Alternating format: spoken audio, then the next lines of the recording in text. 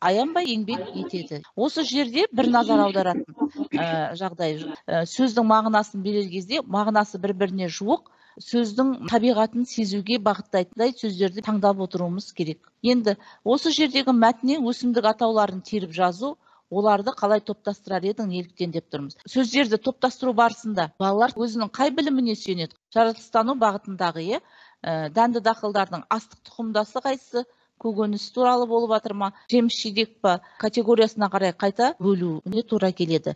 Оқу бағдарламасы бойынша сіздер ары қарай оны тереңдетіп бөлуге болады. Енді осы жерде қараңыздар. Аталған өсімдіктер туралы дереккөздер тауып кестені толтыру.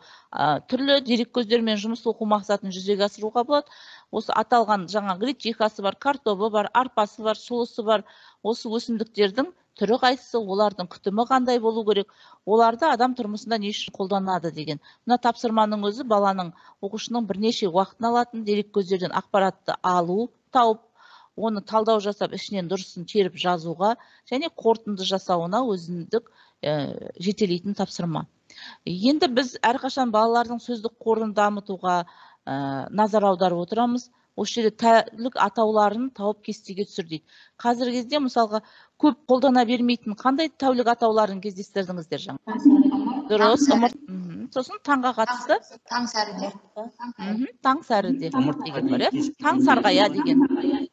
Яғни балалардың сөздік қорын осы мағыналас синоним сөздермен көбейту үшін біріншіден бала инфографиканы оқиды, сол бойынша тәулік атауын жазады. Екінші, оны мәтіндегі кездескен сөздермен сәйкестендіреді. Бұндай жұмыстар сіздерге сөздік қорды тек байытып қана қоймайды, оның қолдануға бекіту жасап беріп отырады. Балаларды біртіндеп алып келе жатқанымыз автордың негізгі ойы ғой. Сондықтан да біріншіден диқаншының жұмыс түрі, оның әрекеті, жыл мезгілінің атаулары, ол кезде диқаншы қандай жұмыс түрімен айналысатын мәтіннен анықтап жазу тапсырмасы беріледі. Екінші, неліктен астықтың кейбір түрлерін жазды, ал кейбір түрін күзде орады деп ойлайсыз? Бұл енді мәтіннен тыс, яғни жаратылыстану пәнін тағы еске түсіріп, өзінің білімін қолдана алуына, пайымдау жасауына мәтінде түрткі бар. Өйткені күздің күні егінді тағы да егу керек екені туралы бар. Сондықтан да біздің елімізде қазіргі кезде күздік бидай, күздік арпа егетін бірнеше аймақтар бар.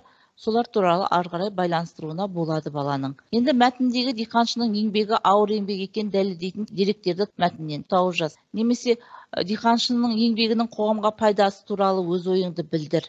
Біз осы жерде тәрбиенің қай аспектісін жүзеге асырып отырмыз? Еңбекті бағалау және еңбек